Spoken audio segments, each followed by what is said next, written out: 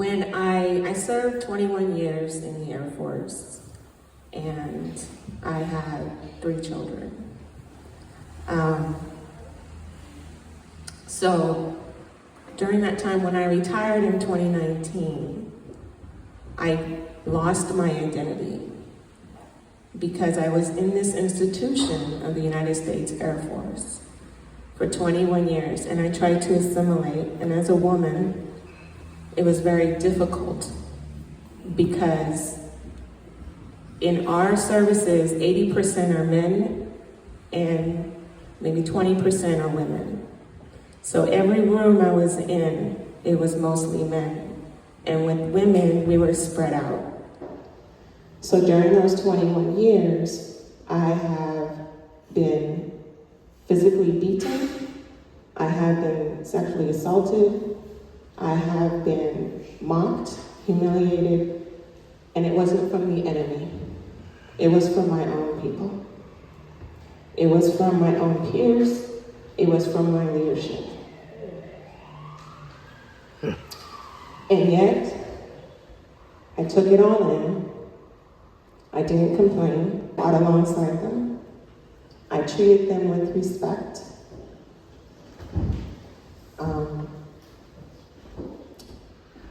But when I left, it was like none of that ever happened. All that was just pushed down and buried down because when you're in that culture, it's so normalized for the women that we just take it so we can keep moving forward. And we then make sure we know when I became a leader, my people under me were not going to get mistreated. We're going to get respected, and I'm going to respect their talents, and they're going to thrive in that environment, and they're going to become leaders themselves. And when I did that, by my leadership, by my bosses, I was called being a mommy. Mother is a very respectable term, and I respect it to the utmost. But what they weren't doing, they didn't tell me I was a mother out of respect. They said I was being a mommy, thinking I was babying them. Never called a leader. My peers, who were men, did the same thing, or tried to do the same thing, and they were called great leaders. But my focus was on the people who were looking at me, who were following me. So I had to shove that aside. So 2 decades later, I walk out, and it's like running on a hamster wheel, and then it just never slowed down, and then one day, boom, you're kicked out of the hamster wheel, and you're running to where? And you have all these emotions. And my main emotions were depression, anger, sadness, and it's like my soul was just got depleted. And the one who suffered the most because of that were my children. So I had to go and explore what is happening. And this is when I came in touch with healing of memories. Because mental health really it wasn't there for us.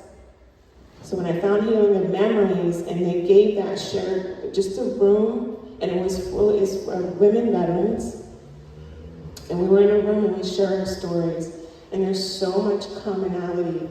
We found generations, and it was the same thing. So then I explored my own generation, and I am Okinawan. I am also American. I grew up both in Okinawa, Japan, and in Pennsylvania, United States. My father was Marine Corps, and my mother's Japanese. And the 2 matriarchs that were the peacekeepers were my grandmothers, my Japanese grandmother and my American grandmother. They lived through the time of Battle of Okinawa, where the U.S. came on Okinawa, and when there was the bombing in Japan and the bombing of Pearl Harbor. So I had these two members who lived these histories, and they sat across from each other, and there was nothing but mutual respect and love. And they gave that love to me.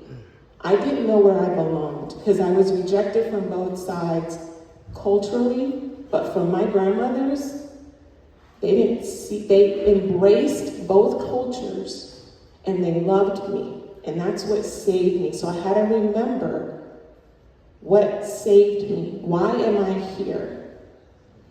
And I looked to my children, and if it wasn't for them, yes, I helped give them life, but they were my saviors, because I would not be here today if it weren't for them. If they were not here, I would be like, what's the point? I felt like I was chewed up and thrown out, and I couldn't see the good stuff. There were good stuff in all of that. I met wonderful people. I've had great young people but the darkness was just overtaking it, and I was tired of being in the dark.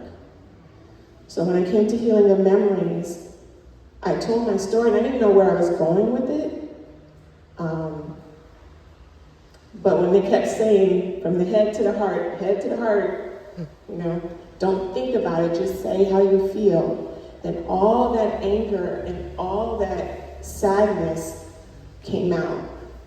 And I noticed, that's why I'm interested in the generational trauma, because I was able to go all the way back and then look at the women in the room.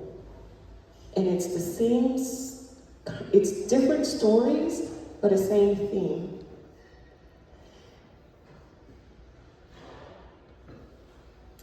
My child used to leave a note for me, because I flew on planes. And I couldn't talk about anything I did. So all she felt she could do was, when I left, I would leave like 2 in the morning, 3 in the morning, she would leave little notes for me. And I thought this whole time it's because she loves her mommy, and she just wanted to tell me to have a good day. And when she was 18, she's like, I left those notes because I didn't know if I was going to see you again.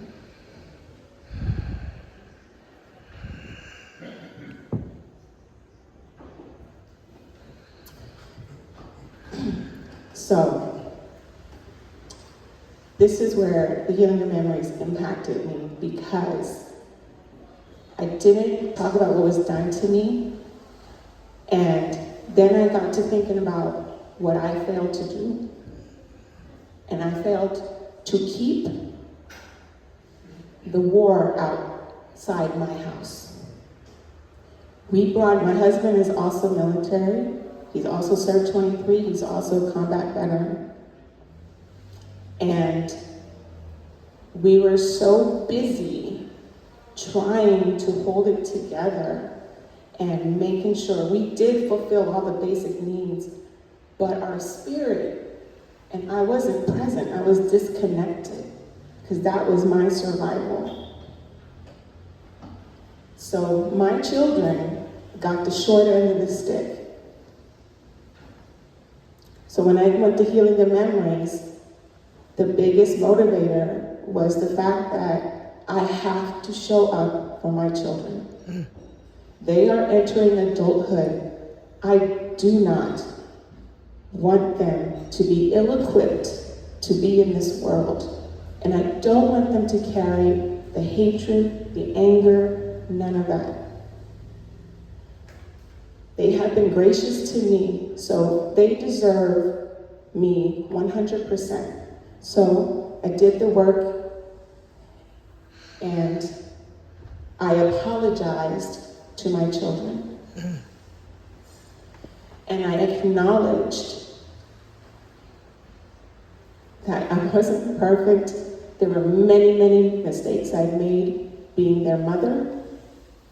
And I apologized for not being there, for missing important parts of their lives. And I had to do that. That was the reconciliation that I had to do with my children first, before anything. Because I was so busy trying to help other people, because that's what women do. We are nurturers. And we try and help and help and help. And I'm looking to my own family, and I have neglected them. So that's where I was after 21 years.